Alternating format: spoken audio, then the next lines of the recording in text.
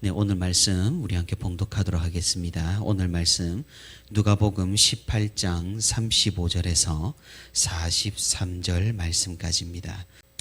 제가 말씀을 봉독하도록 하겠습니다. 여리고에 가까이 가셨을 때에 한 맹인이 길가에 앉아 구걸하다가 무리가 지나감을 듣고 이 무슨 일이냐고 물은데 그들이 나사렛 예수께서 지나가신다 하니 맹인이 외쳐 이르되 다윗의 자손 예수여 나를 불쌍히 여기소서 하거늘 앞서 가는 자들이 그를 꾸짖어 잠잠하라 하되 그가 더욱 크게 소리질러 다윗의 자손이여 나를 불쌍히 여기소서 하는지라. 예수께서 머물러 서서 명하여 데려오라 하셨더니 그가 가까이 오매 물어 이르시되 내게 무엇을 하여 주기를 원하느냐. 이르되 주여 보기를 원하나이다. 예수께서 그에게 이르시되 보라 내 믿음이 너를 구원하였느니라 하시매 곧 보게 되어 하나님께 영광을 돌리며 예수를 따르니 백성이 다 이를 보고 하나님을 찬양하니라. 아멘. 네, 오늘도 주님의 말씀을 듣기 위해 이렇게 새벽 기도의 자리에 나온 우리 성도 여러분 진심으로 환영하고 또 축복합니다. 아버지 하나님의 크신 은혜와 위로가 이 자리에 함께하는 모든 성도 여러분에게 충만히 있기를 간절히 소망합니다. 우리는 어제 지난주부터죠. 예수님께서 예루살렘으로 향하는 여정 가운데서 제자들에게 교훈하신 비유들과 그리고 그 여정 가운데 만나신 사람들에 대해서 쭉 차례대로 살펴보았습니다. 주님께서 이 큰 주제에 가장 먼저 무엇을 말씀하셨습니까? 바로 세리와 바리새인의 기도를 말씀을 해 주셨습니다. 이 두 사람의 기도를 우리가 다시 한번 상기를 해보고 이 두 사람의 기도를 날카롭게 구분을 해보자면 우리가 살펴본 누가복음 18장 9절에 나와 있듯이 자기를 의롭다고 믿고 다른 사람을 멸시하는 자들이 바리새인의 기도를 하고 있는 것이고 하나님을 전적으로 의지하는 자들이 바로 이 세리의 기도를 하는 것입니다.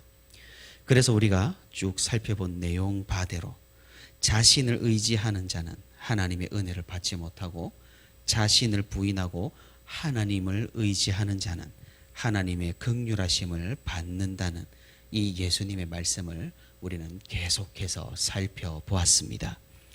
세리와 바리새인의 비유를 마치신 주님께서는 이제 예루살렘으로 향하는 그 여정 중에 이제는 어린 아이들을 먼저 축복을 해 주셨습니다. 제자들은 주님께서 여정으로 인해서 피곤하시니 이 어린아이들을 떼어놓으려고 했지만 주님께서는 어린아이가 오는 것을 금하지 말고 이 어린아이와 같이 하나님을 의지하는 자에게 천국이 주어진다는 그런 말씀을 또 전해 주셨습니다. 그리고 뒤이어서 누구를 만납니까? 젊고 유능하고 부자인 청년 관리가 찾아와서 예수님과 심각한 면담을 합니다. 영생을 찾아 헤매는 이 청년에게 주님께서는 자기 자신이 아니라 하나님을 의지하라고 교훈을 전해 주셨습니다. 하지만 이 청년 관리는 자신이 이룩한 업적과 능력을 포기하지 못하고 주님에게서 돌아서게 됩니다. 주님께서 이 일련의 교훈을 통해서 이 일련의 만남들을 통해서 우리에게 무엇을 말씀하고 계시는 겁니까? 그것은 자신이 아니라 하나님을 의지하는 자, 자기를 부인하고 하나님을 따르는 자가 믿음 위에 서고 구원을 얻으며 하늘나라를 상속받는다고 말씀하시는 것입니다. 이런 예수님의 교훈은 오늘 본문에서도 계속됩니다. 하지만 오늘 본문만이겠습니까? 사실 성경 전체가 이 거대한 주제로 흐르는 것입니다. 예수님 일행은 이제 거의 예루살렘에 도착을 했습니다.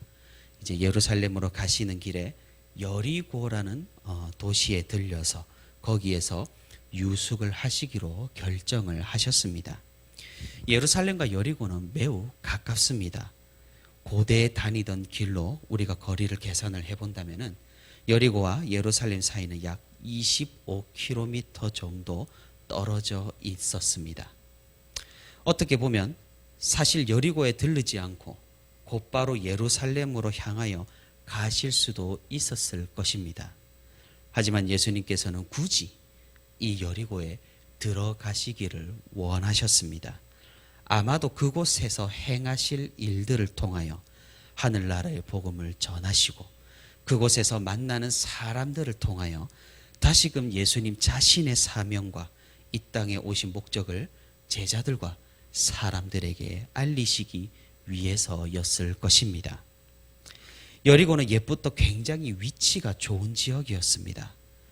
저도 한 10여 년 전쯤에 이 여리고에 가본 적이 있었습니다. 그런데 그 여리고에 가보니까 도시도 제법 크고 현대에서도, 그리고 굉장히 땅이 비옥하고 특히 과일이 주 생산품이라고 합니다. 그래서 그 과일 먹어봤는데 거기서 먹어봤던 망고가 굉장히 달고 맛있었던 그런 기억이 납니다. 아니나 다를까 이런 여리고는 성경 역사 가운데에서도 자주 등장을 하고 또 중요한 지역으로 성경에서 다루고 있음을 우리는 살펴볼 수가 있습니다. 여호수아와 이스라엘 백성들이 처음으로 가나안 땅을 정복한 지역이 바로 이 여리고입니다. 왜냐하면 이곳을 먼저 점령한다면 그 가나안 정복을 함에 있어서 굉장히 유리한 입지를 잡을 수가 있었기 때문에 하나님께서는 이곳으로 이스라엘 백성들을 인도하신 것입니다. 여리고를 무너뜨린 여호수아는 다시는 이곳에 성을 세우지 말라며 세우는 자에게 저주가 있을 것이라고 그런 말을 했습니다. 하지만 이 저주를 무릅쓰고 오랜 시간이 지난 후에 이스라엘 왕 아합 시대에 히엘이라는 사람이 이 여리고에 굉장히 입지가 좋은 지역이다 보니까 이 여리고에 성을 건축하다가 그만 이 여호수아의 저주대로 아들을 잃고 마는 사건이 벌어집니다. 이처럼 여리고는 굉장히 입지가 좋은 지역으로 정평이 나 있는 곳이었습니다. 그리고 성경에는 이 여리고에서 예루살렘으로 올라간다라는 표현이 자주 등장합니다. 오늘 예수님의 여정에서도 이런 표현이 등장하고 또 일전에 예수님께서 해주신 비유 중에 선한 사마리아인 비유에서도 예루살렘에서 여리고로 내려간다 이런 표현들이 등장하는 것을 볼 수가 있습니다. 왜 그런고 하면 여리고는 해발보다 250m 아래에 위치한 그런 굉장한 저지대 동네이고 반면에 예루살렘은 해발 750m 위에 높은 위치에 있는 도시였기 때문에 올라간다, 내려간다 이런 표현을 사용하는 것을 우리가 볼 수가 있습니다. 그래서 이 여리고에서 예수님께서는 눈먼 소경도 만나시고 오늘 우리가 살펴본 본문에서 그리고 우리가 내일 볼 본문에서 삭개오도 만나시고 또 비유들로 교훈을 전하시다가 이제 이 여리고를 떠나서 예루살렘으로 입성을 하게 되실 것입니다. 그런데 우리가 성경을 읽다 보면 무언가 애매한 부분이 오늘 본문에서도 등장하는 것을 볼 수가 있습니다. 누가복음에서는 오늘 본문 35절을 보면 여리고에 가까이 가셨을 때에 한 소경을 만났다고 기록을 하고 있습니다. 누가복음에서 이 소경이 누구인지 구체적으로 나와 있지 않지만 우리가 동일한 사건을 다루는 마가복음 10장 46절을 살펴보면 예수님께서 여리고를 나가실 때에 디메오의 아들 소경 바디메오를 만나셨다고 알려줍니다. 그리고 역시 동일한 사건을 기록한 마태복음의 내용을 살펴보면 마태복음 20장 29절에서 예수님께서 여리고를 떠나실 때에 소경 이번에는 2명을 만났다고 기록을 하고 있습니다. 정리를 간단히 해보자면 우리가 살펴보고 있는 누가복음에서는 여리고에 가까이 오실 때에 소경을 만났고 마가복음에서는 여리고에서 나가실 때에 바디메오를 만나셨으며 마태복음에서는 여리고에서 떠나가실 때에 소경 2명을 만났다고 말하고 있는 것입니다. 우리가 이렇게 직접적으로 비교를 해보자니 기록한 사람들 사이에서 어떤 혼선이 있었던 것이 아닌가, 그런 생각이 들게 됩니다. 하지만 제가 누누이 말씀드렸다시피 성경은 하나님의 영감으로 기록된 책입니다. 그리고 하나님께서는 기록한 사람의 모든 배경과 상황과 지식을 사용하셔서 유기적으로 영감을 하셨습니다. 그러니 기록한 사람의 관점과 기억, 더 나아가 판단까지 하나님께서는 사용을 하신 셈입니다. 그러니 우리는 이런 논리로 오늘 본문을 살펴봐야 할 것입니다. 먼저 소경이 1명이나 2명이냐, 이 사실은 그리 중요한 문제가 아닐 것입니다. 왜냐하면 우리가 살펴본 3가지 복음서 중에 어디에도 소경이 단 1명만 있다고 말씀하고 있지 않기 때문입니다. 그리고 소경의 이름을 기록했느냐 하지 않았느냐도 그리 큰 문제는 아닐 것입니다. 여기에서 3명의 기록자가 중요하게 여긴 것은 예수님께서 메시아의 기적으로 소경이 눈을 뜬 사건 자체입니다. 소경이 눈을 뜬 이적은 성경을 살펴봐도 구약시대에는 등장하지 않습니다. 이것은 신약시대 예수님으로부터 출발한 하나님의 역사라는 사실입니다. 그러니 소경이 눈을 뜬다는 이 사실은 메시아적이며 예수님이 하나님께서 보내신 그리스도시며 하나님의 아들 곧 삼위일체라는 사실을 보여주는 중요한 본문이고 중요한 요소이며 중요한 대목이라는 것이죠.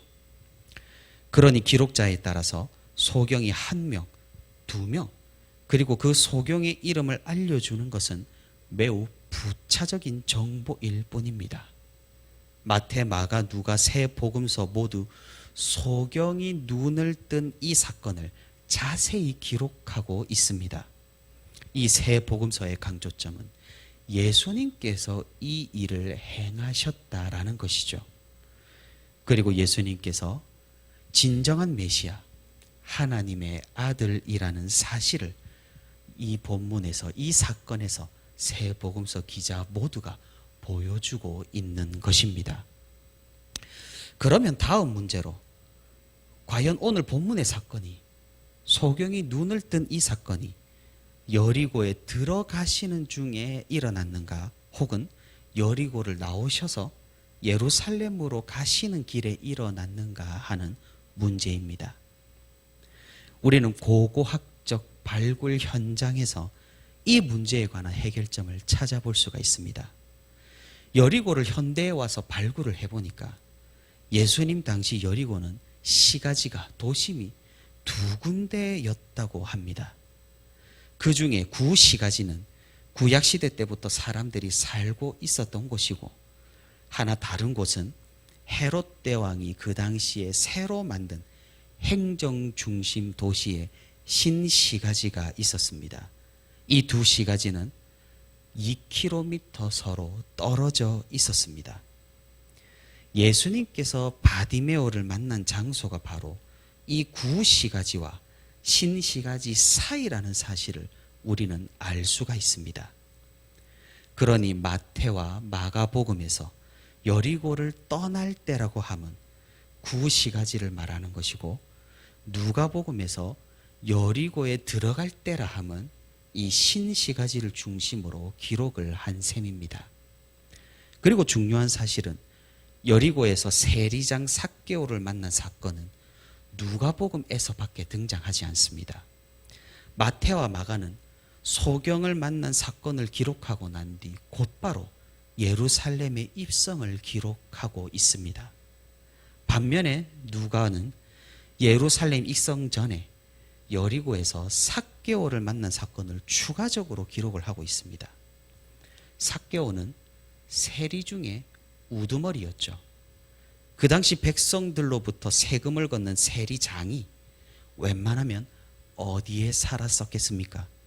구시가지였겠습니까? 아니면 행정중심 도시인 신시가지였겠습니까? 그러니 마태와 마가는 예루살렘의 입성을 곧바로 기록했기 때문에 여리고를 떠나는 일정으로 기록을 한 것이고, 누가복음에서는 신시가지에서 일어난 일들을 추가로 기록하고 있기 때문에 신시가지 여리고로 예수님께서 들어가다가 바디메오를 만났다고 기록을 한 것입니다. 성경의 무호성을 부정하는 듯이 보이는 오늘 본문의 말씀이 오히려 고고학적 증거들로 인해서 더욱 사실적이고 역사적이라는 것을 더욱 뚜렷하게 증명하고 있는 그런 셈입니다. 아무튼 오늘 본문에서 예수님께서는 이 여리고에서 구시가지를 떠나고 신시가지를 들어가시는 이 상황 가운데서 소경의 눈을 뜨게 하셨습니다. 앞서 말씀드렸다시피 소경이 눈을 뜨는 이적은 이전에는 없던 것이었으며, 이는 매우 강력하게 메시아의 이적임을 보여주는 사건이라는 것입니다. 소경이었던 바디메오가 예수님을 부르는 호칭에서도 이런 사실을 우리는 뚜렷하게 볼 수가 있습니다. 바디메오가 예수님을 뭐라고 부르고 있습니까? 다윗의 자손 예수라고 부르고 있습니다. 이 호칭은 바로 예수님이 그리스도라는 고백을 하고 있는 것입니다. 이 소경 바디메오는 예수님이 어떤 분이신지, 예수님이 누구신지 정확하게 알았습니다. 아마도 보지 못하는 그는 예수님에 대한 소문을 들었을 것입니다. 그리고는 예수님이 바로 그 구약에서 예언된 메시아, 자신을 구원해 주실 분이심을 확신했던 것입니다. 그래서 예수님께서 지나가실 때 그는 소리 높여 외쳤습니다. 다윗의 자손 예수여, 나를 불쌍히 여겨 달라고 말입니다. 그러자 사람들은 그를 꾸짖었습니다. 예수님의 여행이 행여나 이 소경 때문에 방해를 받지 않을까? 예수님께서 언짢아 하시지 않으실까? 그리고 계속해서 외치는 저 빌어먹는 소경이 불편해서였을 것입니다. 하지만 바디메오는 그런 것들을 전혀 신경 쓰지 않았습니다. 그는 믿음으로 예수님을 목 놓아 불렀습니다. 예수님께서는 그 소리를 들으시고 그 소리에 응답을 하셨습니다. 예루살렘으로 향하시던 그 발걸음을 멈추시고 바디메오를 불러 무엇을 원하는지를 물어보셨습니다. 바디메오는 너무나 명확하게 자신이 믿는 바를 말했습니다. 주여, 보기를 원하나이다. 주님이시라면 나를 보게 하실 수 있나이다. 주는 그리스도시고 살아계신 하나님의 아들이십니다. 이 고백을 들은 주님께서는 이렇게 말씀을 하십니다. 너의 믿음이 너를 구원하였느니라. 주님께서는 바디메오의 믿음과 확신과 이 간구를 외면하지 않으시고 응답해 주셨습니다. 예수님께서는 그러면 왜 응답을 해 주셨습니까? 예루살렘으로 향하는 이 마지막 여정 가운데에서도 예수님께서는 자신이 메시아라는 사실을 드러내시기 위해서 응답을 해 주셨습니다. 하나님께서 예비하신 이 기적의 순간, 이 기적의 사건에 예수님께서는 다시 한번 부응하시고 자신을 드러내신 것입니다. 이 소경이 눈을 뜨자 사람들의 반응은 어떠했습니까? 백성들이 다 이를 보고 하나님을 찬양하리라. 마지막 절에 나와 있습니다. 예수님의 이적은 하나님의 영광을 향했습니다. 그리고는 그 영광은 다시 자신을 향했습니다. 예수님께서 곧 하나님이심을 보여주시고 하나님이 보내신 자 그리스도이심을 다시금 보여주고 계시는 것입니다. 이 사건은 바디메오의 믿음으로 일어난 일이지만 그의 믿음은 어쩌면 도구일 뿐 결국 모든 영광은 하나님께서 받으시고 주님이 하나님 되심이 영광스럽게 다시 한번 이 세상에 알려진 것입니다. 우리는 여기서 한 가지 큰 교훈을 얻을 수가 있습니다. 바디메오가 한 믿음의 요청이 절대적이지 않다라는 사실입니다. 무슨 말입니까? 우리가 끝까지 견지해야 할 것은 하나님의 뜻과 하나님의 계획과 하나님의 섭리라는 사실. 우리가 믿습니다라고 외치는 것이 절대적이지는 않다라는 사실입니다. 우리는 오늘 본문의 말씀을 읽으면서 바디메오의 믿음이 바디메오를 구원했다고 생각하기가 쉽습니다. 그리고 사람들이 여러 가지로 바디메오를 핍박을 했지만 이 소경 바디메오는 끝까지 믿습니다라를 외쳤기 때문에 하나님께서 응답을 해 주셨다라고 생각을 하기 쉽다는 말입니다.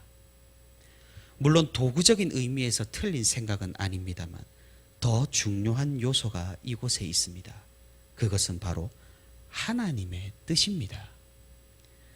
하나님의 뜻과 이 바디메오의 믿음이 더하여져서 오늘 이 사건이 일어난 것입니다. 주님의 의지가 분명하게 작용했다는 사실입니다. 우리는 신앙생활을 하다 보면 이 주님의 의지를 그렇게 중요한 요소로 생각하지를 못합니다. 그저 나의 요구, 나의 간구, 나의 믿음, 나의 순종, 나의 헌신을 가장 중요하게 생각합니다. 어제도 말씀드렸다시피 하나님의 뜻은 고려하지 않은 채 그저 우리가 받을 것만 계수하고 있는 것은 굉장한 실수이며 크나큰 착각입니다. 오늘 본문에서 소경이 왜 눈을 떴습니까? 단지 소경의 믿음이, 그의 외침이, 그의 간절함이 응해서였습니까? 예수님의 의지와 하나님의 뜻이 그곳에서 드려지는 영광을 우리는 직시해야만 할 것입니다. 사랑하는 성도 여러분, 무조건 믿습니다를 외치며 이루어져라를 기도하는 것은 마치 램프의 요정을 부르는 행위와 별반 다를 것이 없다라는 사실입니다. 우리는 고민을 해야 합니다. 내가 기도하는 이것이 왜 이루어져야 하며 어떻게 내가 간구하는 이것들로 하나님께서 영광을 받으실까를 말입니다. 신앙은 내가 하는 것이 아니라 하나님께서 주시는 것입니다. 믿음도 마찬가지고 은혜도 마찬가지입니다. 계속해서 같은 주제가 반복되어서 우리에게 말씀하고 있는 것입니다. 우리는 우리의 주장과 우리의 목소리를 하나님 앞에서 내기 전에 하나님의 뜻과 계획을 먼저 살펴야 할 것입니다. 그리고 겸손하게 그 뜻에 우리가 머리를 숙이고 하나님께 엎드려야 할 것입니다. 그리고 이루어지는 모든 것들을 통하여서 하나님께서 영광 받으셔야 한다라는 사실을 우리는 기억해야 할 것입니다. 우리가 겸손히 그리한다면 하나님께서는 우리를 축복하기를 기뻐하시고 우리에게 은혜 베푸시기를 마다하지 않으실 것입니다. 하나님께서는 겸손한 자를 찾으시고 겸허하게 머리를 숙이는 자를 기뻐하신다는 사실을 우리가 꼭 기억하면서 우리가 신앙생활 하기를 바랍니다. 오늘 이 소경과 같은 확신과 믿음을 가지고 하나님의 뜻을 겸손히 구하며 주님의 사역에 끝까지 동참하는 저와 우리 부천시민교회 모든 성도가 되기를 소망합니다.